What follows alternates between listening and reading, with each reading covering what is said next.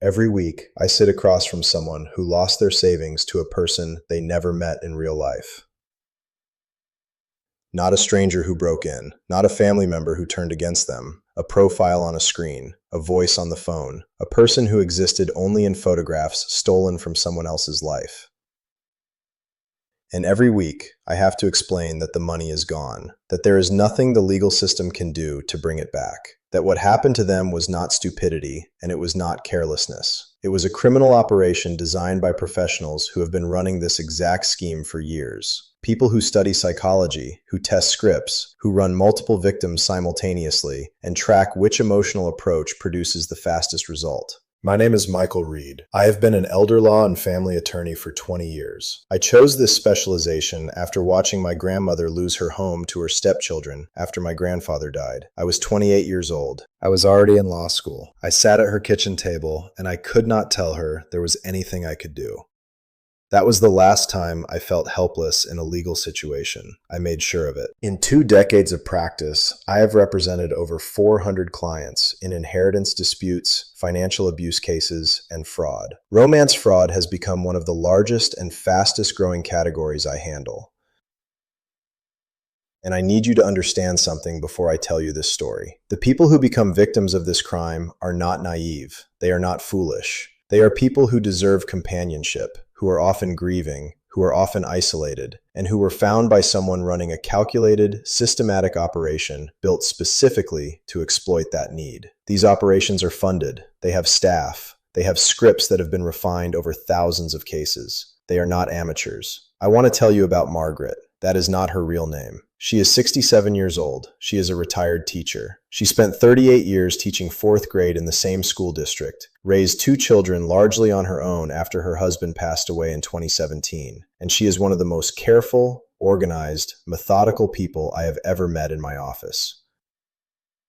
She does not make impulsive decisions. She reads every document before she signs it. She kept meticulous financial records her entire adult life. She had never carried a balance on a credit card. She had a will, a power of attorney, a healthcare proxy, an updated beneficiary on every account. She was the kind of person who had everything in order. If you told me a year before this happened that Margaret would send $240,000 to a person she had never met in person, I would not have believed you. That is the point. That is exactly the point. The scheme was not designed for careless people. It was designed for careful people, because careful people are methodical, they follow through, and when they make a commitment, they honor it. Margaret joined a social platform for people over 50 in the fall of 2021. Her daughter had encouraged her to do it. She had been lonely since her husband died. The grief had not gotten easier with time, only more familiar. She kept the house exactly as it had been because changing anything felt like erasing something. She cooked for 2 out of habit and threw food away. She watched television in the evening in the chair that had been his chair for 31 years, because sitting somewhere else felt wrong. She was not looking for romance, she told me. She was looking for conversation. She was looking for someone who understood what a long life felt like from the inside. She connected with a man who called himself Gerald. His profile showed a man in his late 60s, widowed, an engineer who had worked internationally for most of his career, now semi-retired and considering where to settle. He listed interests that aligned almost exactly with hers: books, gardening, long walks, the particular pleasure of a quiet morning. He wrote to her first. His first message was not aggressive or overtly romantic. He asked about the book visible on the table behind her in her profile photograph. She had not thought anyone would notice it. She was charmed by the attention to detail. She responded. That opening was not spontaneous. It was designed. The person running this operation had scanned her profile photograph, identified the book, looked it up, and crafted a message that would feel like genuine curiosity. Every word of it was calculated. They exchanged messages on the platform for 3 weeks. Then he suggested moving to email. He said the platform interface felt impersonal. He said he felt like he could talk to her more naturally without the formality of a social platform.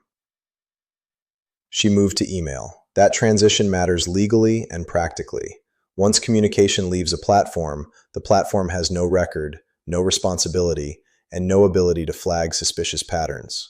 The operation moves victims off platforms specifically to eliminate oversight. Over the next 2 months, Gerald called her every evening. Not messages, Phone calls. He had a calm, cultured voice. He was unhurried. He remembered details she mentioned in passing. When she said she had planted tulip bulbs, he asked 2 weeks later whether they had come up. When she mentioned a former student who had sent her a card, he remembered the student's name and asked about him. He told her about his late wife, about the years they had spent abroad, about a garden he had tried to build in a climate that did not cooperate.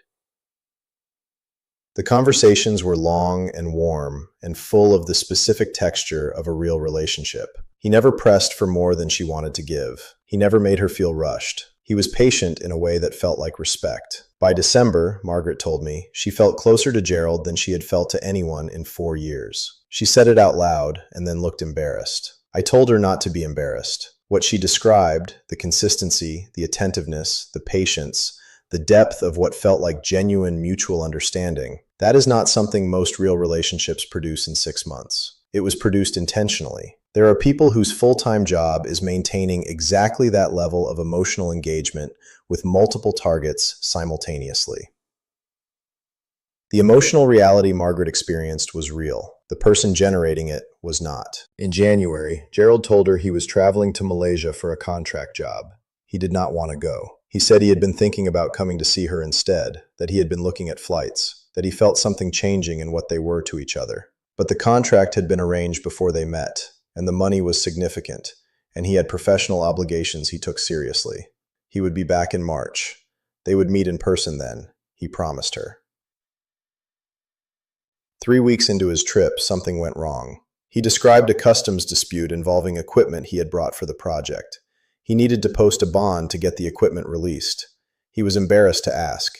He said he had money in a U.S. account, but the international transfer was taking longer than expected, and the deadline was 48 hours away. He only needed $8,000. He would repay her the moment the transfer cleared, within the week.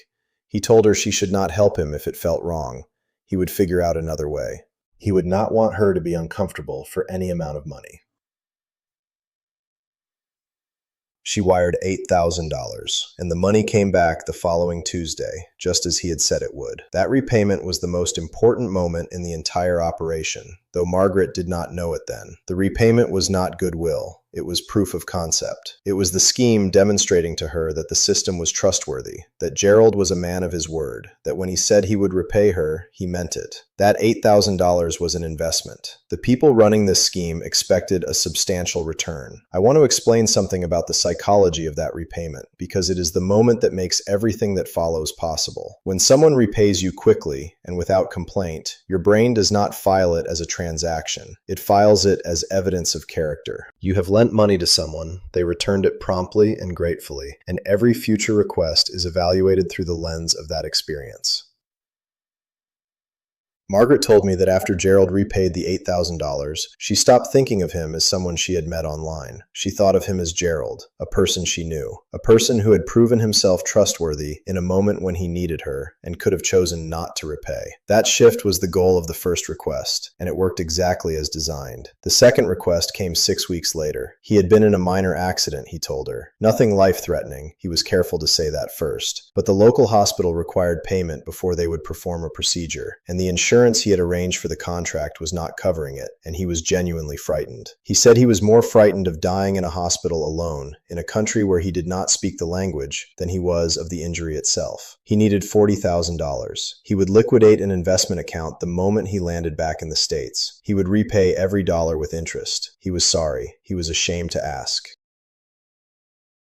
She sent $40,000. She did not tell her daughter. She told me she knew her daughter would worry. She told me that somewhere, she knew her daughter would have questions she did not want to answer, and that she did not want anything to interrupt what she had with Gerald. I want to stop here for a moment, because that instinct to protect the relationship, to keep it private, to not subject it to outside scrutiny, that is not a character flaw. That is the intended outcome of months of deliberate, expert psychological work. The secrecy is not the victim's failure. The secrecy is the product of the intimacy the scheme has engineered. Anyone who would have asked Margaret questions about Gerald would have felt like an intrusion, That feeling was manufactured. I have handled cases where the family eventually found out what was happening and confronted the victim directly, with evidence, with documentation, with printed records of the transfers. And in several of those cases, the victim defended the person defrauding them, became angry at the family member who had raised concerns, accused them of jealousy or of not wanting her to be happy. That response is not denial. It is the predictable outcome of a sustained, expert campaign to make the victim feel that the relationship is the safest thing in their life, and that outside interference is the threat. The operation does not just create a bond, it creates a protective instinct around the bond. Over the following 4 months, there were 4 additional requests. A legal complication with the contract that required a deposit to avoid a breach penalty. A tax liability that had to be resolved before his Malaysian accounts could be accessed. A final customs clearance that would unlock a substantial payment the contracting company owed him, of which he planned to give her half. Each request arrived after a sustained period of warm, consistent, emotionally attentive contact. Each was preceded by days of apology and reluctance. Each came with documentation. Contracts with official-looking headers, letters on what appeared to be government letterhead, bank statements showing the assets he would liquidate upon return, reference numbers, agency names. Every document was a forgery. The operation has graphic designers. They produce fraudulent documentation as a routine part of the process. By the time Margaret came to my office, she had transferred $240,000 over 9 months. That total included her entire liquid savings, the proceeds from a certificate of deposit she had held for 18 years, and funds drawn against the equity in her home. Gerald had stopped responding to her messages 11 days before she called me. No explanation, no acknowledgement. He was simply gone, the way a profile disappears when an account is deleted. If you are watching this right now, and you have an online relationship with someone you have not met in person, and that person has asked you for money, please pause this video and subscribe before you watch the rest. What I am about to tell you about what the law can and cannot do is critical. And if someone you know is in this situation, send them this video before you have any other conversation with them. The information in the next few minutes could matter more than anything you tell them yourself. Here is what the legal system offered Margaret. Wire transfers to international accounts are extraordinarily difficult to recover once sent. The moment that money leaves a domestic financial institution and enters an account abroad, particularly in jurisdictions without strong cooperation agreements with U.S. law enforcement, it is effectively gone. The FBI's Internet Crime Complaint Center accepted her report. The Federal Trade Commission logged it. Her local police department filed a report. None of that process resulted in the recovery of a single dollar, not one. The accounts the money went into were opened under false identities with fraudulent documentation. The funds were moved within hours of each transfer, dispersed across multiple accounts in multiple countries, converted to cryptocurrency in some steps, and disappeared into a network that is deliberately designed to be untraceable. This is not improvised crime. This is organized financial crime with the operational infrastructure of a money laundering network, because in many cases, that is precisely what it is. One of the financial institutions had flagged an early transfer and called Margaret to confirm she was authorizing the wire. She confirmed it. She believed in Gerald completely at that point. The bank satisfied its legal obligation. She was an adult of sound mind who had explicitly confirmed the transaction. The bank's exposure ended at that phone call. I want you to hear that clearly, because a lot of people assume the bank has ongoing responsibility for fraud losses. Under current law, when a competent adult confirms a wire transfer, the bank is generally protected. The victim is not. Margaret is 67 years old. She has a mortgage on a home she owned outright. She has less than $4,000 in savings. She filed reports. She cooperated with every investigation. She did everything right after the fact. It made no material difference. And her situation is not exceptional. It is representative. In the cases I handle, full recovery almost never happens. Partial recovery is rare.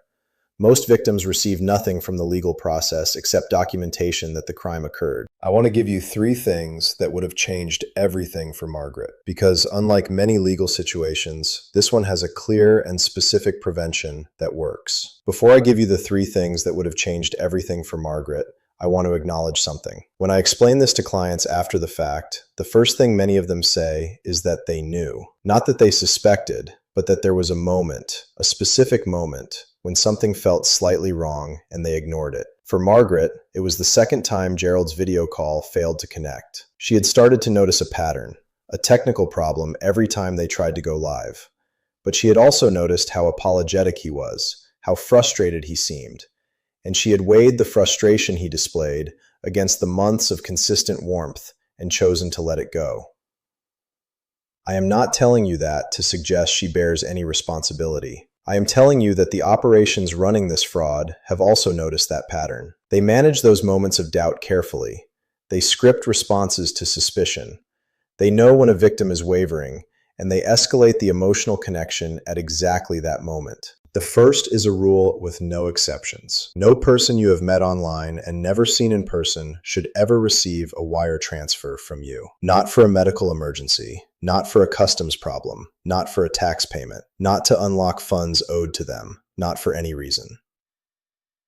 The entire architecture of this fraud is built on constructing enough trust that the financial request feels like a justified exception to a rule you would otherwise follow. The rule exists precisely because of the exception. Hold it absolutely. The second is a 30-second step that costs nothing. Before you develop any significant emotional investment in someone you met online, do a reverse image search on their photographs. Go to Google Images, click the camera icon, and upload the photo, or use a free service called TinEye. If the photographs appear connected to other names, other profiles, or if they trace back to a stock image source, you are looking at a stolen identity. Gerald's photographs were taken from a retired engineer in the Netherlands who had no idea his image was being used to defraud people across 4 countries. That search would have taken Margaret 30 seconds. The third is specific and effective. At any point early in the relationship, before significant emotional investment, ask the person to do a live video call with a specific real-time request. Ask them to hold up a number of fingers you name while they are on camera. Ask them to write your first name on a piece of paper and hold it up. Ask them to do something spontaneous that cannot be pre-recorded. Real-time, unedited video verification is still beyond the routine capabilities of most romance fraud operations. A person who consistently has technical problems when live video is suggested, or who refuses on any grounds, is telling you something that matters. In every case of romance fraud I have handled, the victim was never shown live video of the person they believed they were in a relationship with. Every single case. Any one of those 3 steps, taken at any point before the first transfer, would have exposed this scheme. I have reviewed 63 romance fraud cases in my practice. In every single one, at least one of those 3 actions would have revealed the fraud before a dollar was sent. I want to close by telling you why I keep making these videos. I see Margaret's situation every month. The names are different, the amounts change. The country the operation is running from is not always the same, but the structure is identical every time. The psychological mechanism is the same, and the legal outcome is nearly always the same. The money is gone, and the law has almost nothing to offer after the fact. The only intervention that works happens before the first wire transfer, not after it, not during it, before. And the only way to reach people with that information is to put it in front of them while they are still in a position to use it. If you are over 60, if you have someone in your life who is grieving or newly alone, or who recently joined an online platform looking for connection, share this video with them. Not as a warning that treats them as vulnerable, as information that treats them as someone worth protecting, because they are. And because the operations I have described are running right now, today, on every major social platform and dating site, and they are counting on the fact that no one in their target's life ever handed them these 3 specific things before it was too late. Thank you for watching this. Thank you for staying until the end. I will continue making these videos as long as the cases keep coming through my door. And every time someone uses what I told them here before they send that first wire, that is one case that does not end with a $240,000 loss and a mortgage on a paid-off home. One case at a time is how this gets better.